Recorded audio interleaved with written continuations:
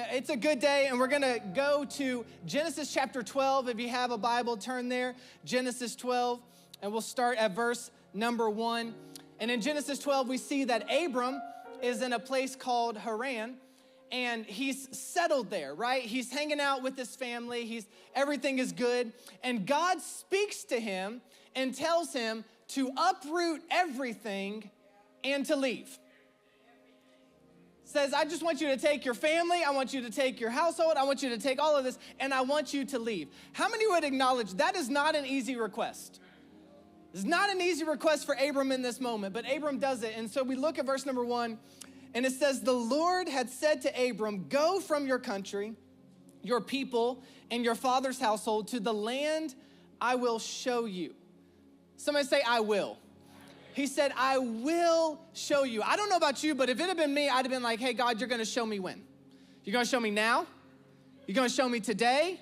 You're going to show me tonight in a dream? When are you going to show me where it is that I'm supposed to be going? Because I need to know. Before I just uproot everything, before I take everything that I know, everything that is familiar, everything that is comfortable, before I take all of this and just leave, I need to know where I'm going to go. But Abram is told by God, he said, I will make you into a great nation. I will bless you. I will make your name great. You will be a blessing. I will bless those who bless you, and whoever curses you, I will curse. And all peoples on earth will be blessed through you. So Abram went as the Lord told him. Do not miss the importance of this phrase.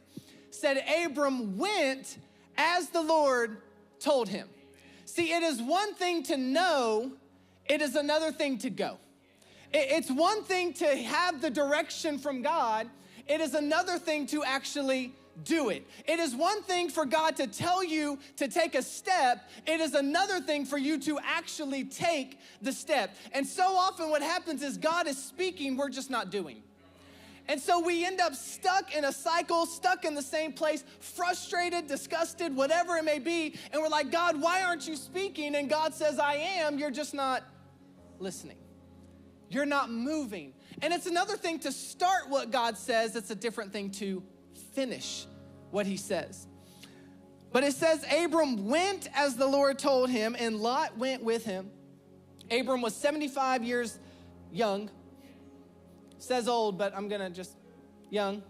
The older I get, the more I start pushing out what it means to be old. I remember like 35 now, I'm like, hey, 40 ain't that bad, right? 40's young. I remember when I was 20, I was like, oh my God, that's half my life, right? 75 years old, when he set out from Haran, he took his wife Sarai, his nephew Lot, all the possessions they had accumulated, and the people they had acquired in Haran, and they set out for the land of Canaan, and they arrived there. So Abram is comfortably set here in Haran with his family when at 75 years young, he uproots all of it and leaves. Why? Because God told him to. Do you realize you don't always have to have a perfect answer when you're doing what God has told you to do? Why are you doing this? God told me to. Why are you making this move? God told me to. Now make sure you actually heard God and not yourself.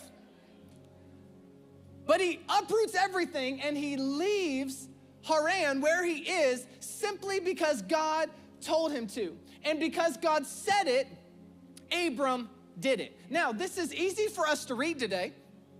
It's more difficult to actually understand, and it's even more difficult to actually want to do. Because in our lives, what do we always want? When we're going to have to do something, what do we want? Details. I want a plan. I want to at least know where I'm going. I don't even have to know how I'm going to get there. I want to know where I'm going. I want to know kind of what to expect when I get there. I want some details. I want to know why. I want to know when. I want to know where. I want to have an understanding of some of the details of what I can expect when I actually get there. What I'm going to see when I get there. And many of us, we think that whenever God is working in our lives, we will have all the details. We think that whenever God is moving, it will be easy. It will be comfortable. It will be nice because God is doing it. But the opposite is actually true. The way that we can tell God is at work is not when it's easy. The way we can tell God is at work is actually when it's difficult, when it's unusual, when it's uncomfortable, when we don't really know everything that is happening around us. That's when you can know that God is working. Because when life is easy and you have it all figured out, you're not moving. You're not believing big enough. You're not following what God is leading us to. But the moment you get to a place where this is like a little bit uncomfortable, I don't know if I like this. I don't know if I want to do this. I don't know if I have enough details for this, right? This is how I feel, honestly, when we went to 2 services. I was like, I don't know, it's uncomfortable. And then when we start talking about we're going to get a building that we can own, and you start looking around and you see what the price tags are on, do y'all know what buildings are going for today? But to get up here and say, hey, God's gonna give us a building, we don't understand it, we don't know when, we don't know how, we don't know where, but God's gonna do it, we're believing in this place. But it's uncomfortable to say it when you cannot yet see it. It's uncomfortable to move towards it and to start a building fund campaign when you don't actually fully have all the details of how God's going to do it. And yet God says, whenever I give a directive, if you will move, then I will show you. And he told Abram, he said, I want you to leave this place, even though you don't have the inside scoop of where I'm taking you. Because we live in an inside scoop society. Everybody wants the inside scoop. I want the inside scoop. I want to know what's going on everywhere. I want to know all the details. I want to know all the plans. I want to know what to expect. I want to know the things that nobody else knows. We live in this society where we want the inside scoop, and God says, no, I'm the only one with the inside scoop. God's plan is perfect. You just may not always know it. So this week, I want to talk to you on that subject, the inside scoop. The inside scoop. Let's pray. God, we thank you for today. We thank you for your word. We thank you for the opportunity to be here and to gather together. I pray, Lord, that this morning that we would all hear from you. Help nobody to see or hear from me, but to see and hear from you. Pray that we would apply your word to our lives, and may you receive the glory and the honor, and we thank you for it. In Jesus' name. And everybody said, amen. Now, there are 2 types of people in the world, right? There are those who like camping, and there are those who would rather do anything else but go camping, right? How many of y'all like camping? Anybody? Okay, a couple of people. How many of you say, why in the world would I pay money to reserve a spot to sleep on the grass outside? Can I see? Show I? Yeah, okay. Because this is no disrespect, all right, to those who like camping. I just don't get it. Right? I love that you love camping. I just don't understand it. And everybody's like, oh, but it's so nice because you get to be out under the stars and you get to be in nature and you get to see the moon and it's so nice. And I'm like, for sure. I love nature and I love the moon and I love the stars. But why do we have to sleep out in it? Right? Can't you be out and you see the stars and then you go inside and sleep in a bed? And then it's so expensive to camp, right? The things you could do with the money you have to spend to camp, because you could go stay at a 5-star resort because you got to reserve a spot, you got to buy a tent, you got to buy an air mattress, you got to buy a sleeping bag, you got to buy something to cook food on, you got to buy something to bring air condition of some sort or to heat whatever time of year you're going. You got to bring all these things. And then on top of that, they have signs at all the campgrounds that says, please throw your food away in the trash can and beware of bears. And why am I risking my life to sleep in this tent, right? But we have 3 boys, okay? And they're all just intuitive. And so a few months ago, the older 2 came up to Nicole and I and they said, hey, we want to go camping. Now, wrong parents, all right? Because me and Nicole, we're in agreement. We are united on this front, right? The closest thing we're going to get to camping is maybe if somebody let us borrow their RV. And that's a maybe. That's not even a guarantee. Because I just don't understand it. So they said, we want to go camping. And I said, well, listen, I don't want to crush their spirits, right? They're young. And so I said, hey, what if we go camping inside? I'll let you set up a tent today.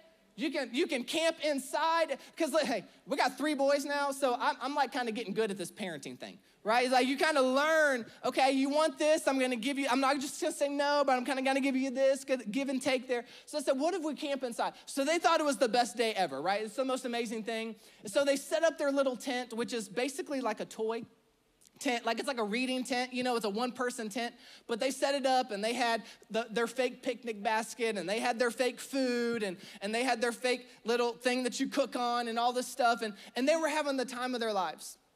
And I was really proud of them for using their imagination and doing all these things. It was awesome.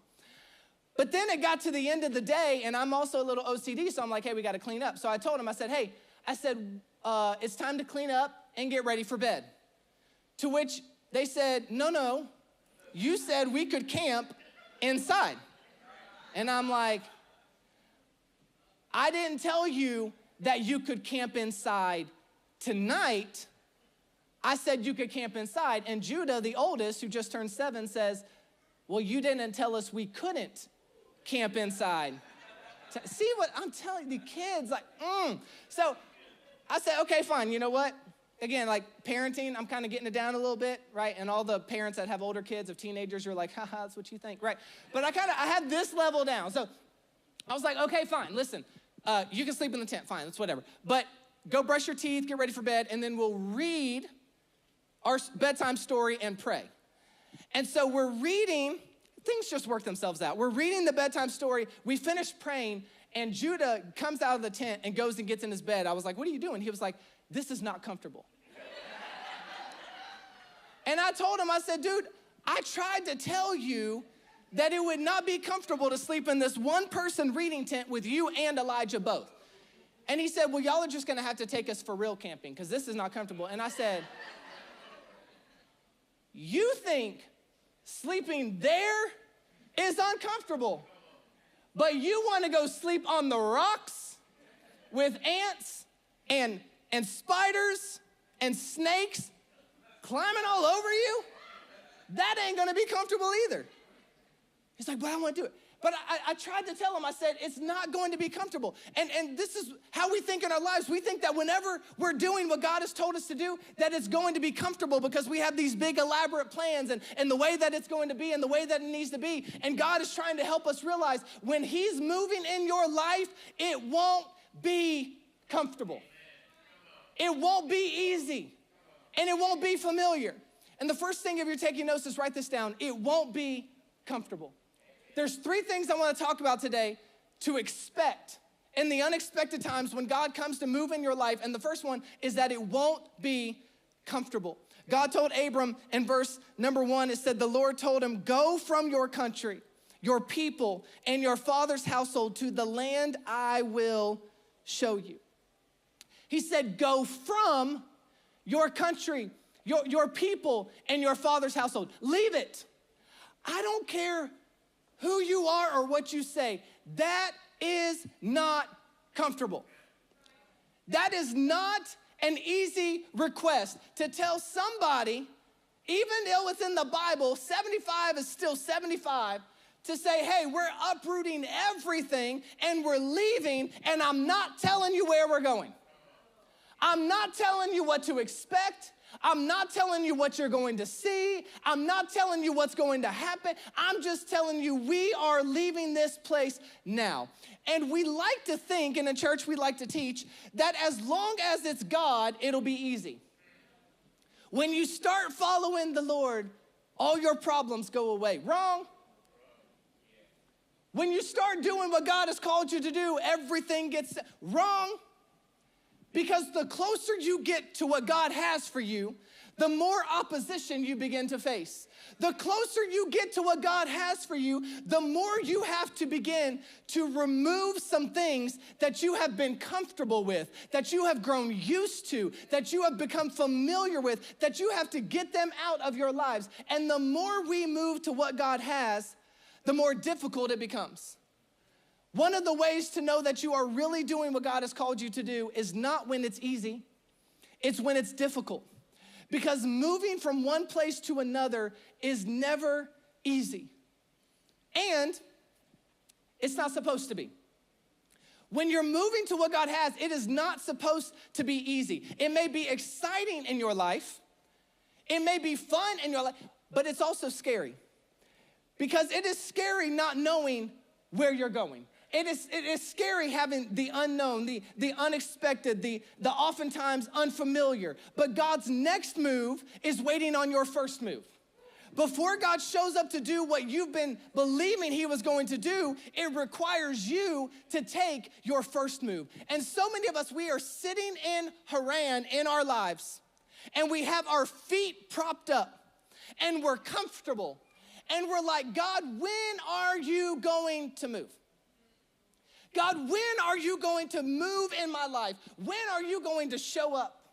When are you going to show up and show out the way that I know that you can? When are you going to bring the breakthrough? When are you going to bring the answer? And God says, when you move. We're like, no, God, when you move, then I'll move. Just like that. And God said, no, you've got to move in order for me to take my next move. He's saying, when you move, I will bring what I promised, because God shows us and he tells us, and then we go. And so we're just like, oh, I'm just uncomfortable. It's unfamiliar. I don't like. It's not supposed to be comfortable. And just because it's not comfortable does not mean that it's not good. Some reason we've associated comfort with goodness. If it's comfortable to me, then it's good. If it's comfortable to me, then it's where God has me to be. If it's comfortable to me, then I'm okay with it. But God says, when I'm moving in your life, I'm not concerning myself with your comfort. I'm concerning myself with your calling. I'm not concerning myself with your comfort. I'm concerning myself with where I am trying to get you to go. And until you are willing to become comfortable with being uncomfortable, you got to be okay with mediocrity. But the moment you make up your mind and say, I'm willing to be uncomfortable, I'm willing to leave it all behind, I'm willing to go where God goes me, even though I don't know where he's sending me, until we make that decision, we stay in the same place. And it may be good, and it may feel nice, but that's all it's ever going to be. And a lot of us are missing the potential that God has for us because we're so obsessed with being comfortable. We're so obsessed with what we want. We're so obsessed with ourselves.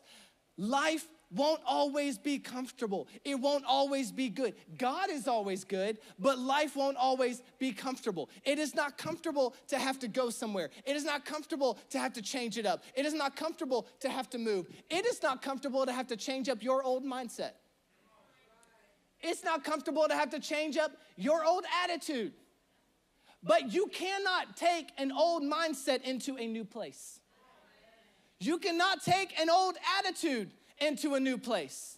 You cannot step into, and so many of us, we are missing the new thing that God is trying to do in our lives, the new direction he's trying to bring, the new step he's trying to take. We're missing it because we're so tied to our old mindset. This is why people start off a new year all gung-ho that they're gonna do all these things, and then they don't do it. Why? Because they were comfortable with the way things were. And we get so comfortable with the old way that when God shows up and tries to do the new way, we revoke what he's trying to do. And we go against it. And we get so excited too, right? Whenever you feel like God's doing something new. Oh, God's doing something new. God's moving in my life. He's bringing a new thing. But the moment he says, in order to see it, you've got to change. The moment he says, hey, if you want to see what I'm going to do, you've got to leave that person. If you're going to see what I want to do, you've got to change your attitude, because now you're making the new people that I've brought to you pay for the things the old people did. When God says, I'm trying to bring you into this, and it's, until you see the sacrifice that has to be made, that it's not going to be all about you all the time, but God has a bigger plan. He has a greater plan, and he has something bigger in store for you than you could ever imagine. But until you are willing to relinquish your control of the comfort, you can't step into the fullness of what he has. It's not always good. It's not always comfortable, but God is always good. And we get so comfortable that we're not even willing to obey God in the little instructions. But if you won't obey him in the little instructions, you'll never obey him in the big things. And if you won't obey him in the little instructions, why would God bring something greater than the place where you're at now?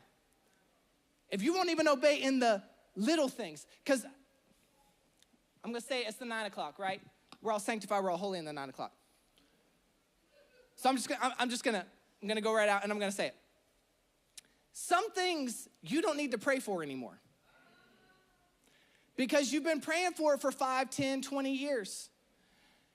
Some things don't need prayer, they need discipline. Because God has already told you what to do for 5 years.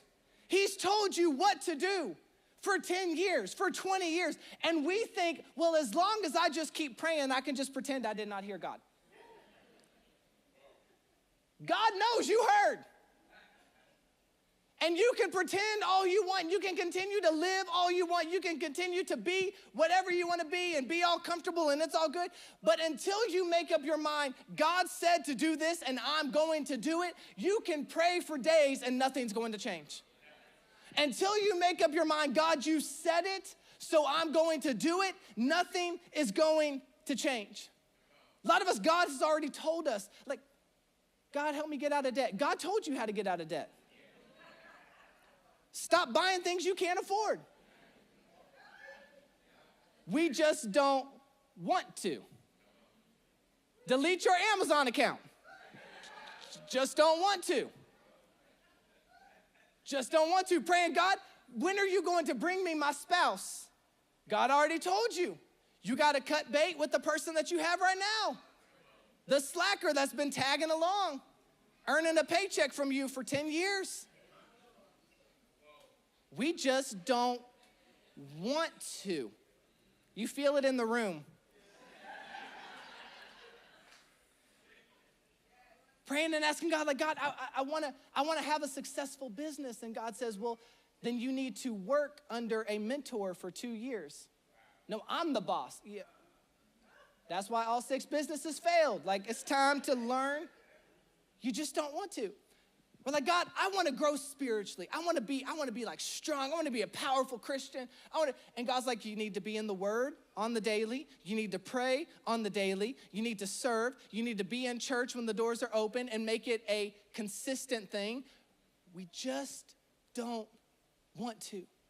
And we're praying and asking God to do things, and God's given the answer, but because the answer was uncomfortable, we just ignored it. Because the answer was uncomfortable, we turned a blind eye to it. Because we could not predict what God was going to do in the moment, we ignored what he told us to do. Because with God, it's not comfortable, but the next thing when you're moving in what he has is it won't be predictable. It won't be predictable. He told him, said, go from your country, verse 1, your people and your father's household, to the land I will show you. Now, I'm not going to speak for everybody this morning and say this as fact, but I believe that all of us in here like details. We like to at least know where we're going to go, what God's going to do, how God's going to do it, so we can brag about it on social media. But we want to know the plan. We want to know the objective before we take the step. We want God to be predictable. And God is never predictable. We want him to fit into our way. We want him to fit into the way that we understand. We want him to fit into our plan and the way that we would have done it. And we want to be able to know what God is going to do and how God is going to do it. And the reason that we struggle with this so often is because we want to know before we trust. We want to understand before we trust. God, if I could just know and understand what you are doing or what you are going to do, then I'll trust you and I will take the steps. And the reason that we're like this is very understandable, because in this world, we live in a society where people have to show us more than they tell us. Because you got a lot of people that will say something and then never do it. And so we live in a society where actions speak louder than words, right? Don't just tell me you're going to do it. Show me you're going to do it. We live in this society where we need to see it before we believe it. And that's okay with people. But God says, no. I'm going to tell you what to do, and then you have to go before you ever see it. I'm going to give the instruction, and you have to obey before you ever see the action, before you ever fully see what I'm going to do. Because what you attempt to control the most reveals where you trust God the least. And so God knows if you knew everything, you would try to control it perfectly. But the moment you can't know everything to where you can control everything and you have to relinquish that control, that's the moment God is able to step in and to do what only he can do. But what we control reveals where we trust God the least. This is why you've got to relinquish control to him. If you trusted him, you would sleep at night instead of stressing about it. I'm preaching to myself. This was me last weekend. I got maybe like 3 hours of sleep for the whole weekend because of some things that were going on, and I was just stressed to the max. And finally, I'm laying there stressed out at night, and God's like, why are you so stressed when you can't do anything about it? You have no control over everything that's going on. You have no control over what is causing you to lose sleep at night. But when you make up your mind, God, I'm relinquishing control to you. I trust you with my children. I trust you with my job. I trust you with my life. I trust you with every single bit. I don't just trust you with this. I trust you with the whole thing. When we begin to relinquish control, we can be at peace knowing that God is doing what only he can do. We're like, yeah, but if I could just know this detail. You're not supposed to know. If you knew, it would not require any faith. If you knew, it would not require any trust. Spiritual growth comes from us having faith and trusting God even when we can't see it all. Isaiah 55, 8-9, it says this, for my thoughts are not your thoughts, neither are your ways my ways, declares the Lord. As the heavens are higher than the earth, so are my ways higher than your ways, and my thoughts than your thoughts. And we love this scripture when we quote it, but we don't like to actually live it. Because he says, God's plans are not your plans. God's plans are not your plans is not just some flippant saying. It is the word. And yet we still try to manipulate our plans into being God's plans. We try to make our plans into God's plans. Full disclosure, for all the leadership here in the church, myself included, I would have loved for God to give us a step-by-step, everything, every detail, every I dotted, every T crossed for the whole building situation. But instead, the people who own this building, they told us, hey, we're not gonna sell for 2 years. So internally, we had to make that decision, okay, then that means we gotta go to 2 services to try to facilitate the growth because we don't wanna have to turn people away. I don't know why God did it this way, because what I thought was, okay, internally we've made this decision, so we're gonna go to 2 services, and then the next weekend, the people are gonna call us, because we trusted God. We took a step. We moved, we acted. People were gonna call and say, hey, we'll sell the building to you now. And don't worry about the money, we're just gonna donate it. Hey, it's okay to have big faith. It's okay to have crazy faith. Now we know crazy faith doesn't always work because here we are.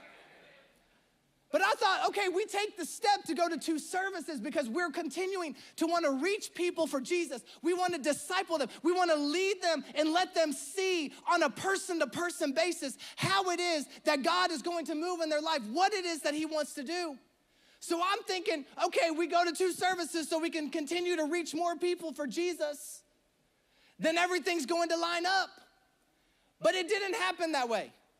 And right now, we don't know what's gonna happen, when it's gonna happen, how it's gonna happen. We just know it's going to happen. But it didn't happen, and I don't know why. I don't know why God didn't do it that way. I didn't know why he didn't do that plan, but what I do know is that the way it's happening is better, because I know that if God is involved and if God is doing it, his way is always better. His plan is always better. His purpose is always better, even when it's not immediate the way that we want it to be immediate. Because with God, when he's moving, when he's leading, when he's shaking things up, it won't be comfortable, it won't be able to be told, and it won't be immediate. God's not predictable, it's not gonna be comfortable, and it's not gonna be immediate. Verse 2, it says, I will make you into a great nation. I'm gonna close out with this. And I will bless you, and I will make your name great, and you will be a blessing. I will bless those who bless you, and whoever curses you, I will curse. And all peoples on earth will be blessed through you. Now, why did I just have to read that whole thing that we've already read? Word for word, the whole thing. Because I wanted you to see all the times that God said, I will. He said, I will bless you. I will make your name great. You will be a blessing. He said, I will bless those who bless you. I will curse those who curse you. And all people will be blessed because of you. 6 times, God said, I will do something. He didn't say, I am doing it.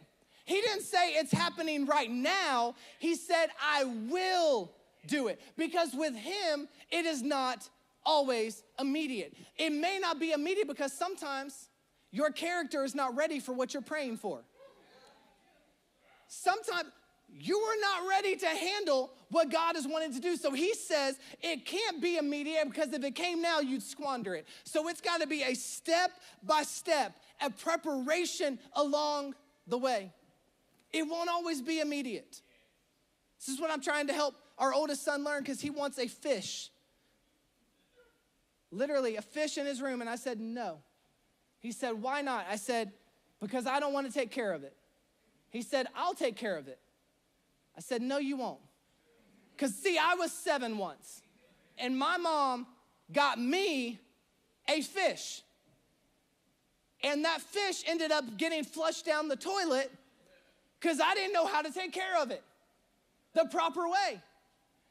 And I'm trying to help him realize, you think you're ready, but you're not real. We just had to go to PetSmart yesterday just for him to stare and look at them. And I know what he's doing. He thinks that if he gets me in PetSmart 4 times a month, that eventually I'm going to cave and let him get it. But I'm Fort Knox, I told y'all last week, and I will not be passed, okay? He thinks he's ready, but I know he's not, because I've been there and I saw that when I got mine, I wasn't ready for it and it died. And so we think we're ready for everything that we are believing God's going to do. We think we're ready for what God has said he's going to do. We think we are ready for every move that God says he's going to make. And God knows you may not be ready yet, but you will be. You might not be ready for it now, but you will be. Your character may not be able to sustain it today, but it will. It may not be time now, but it will be. God may not show up the way you want him to today, but he will show up. Because if God spoke it, God will do it.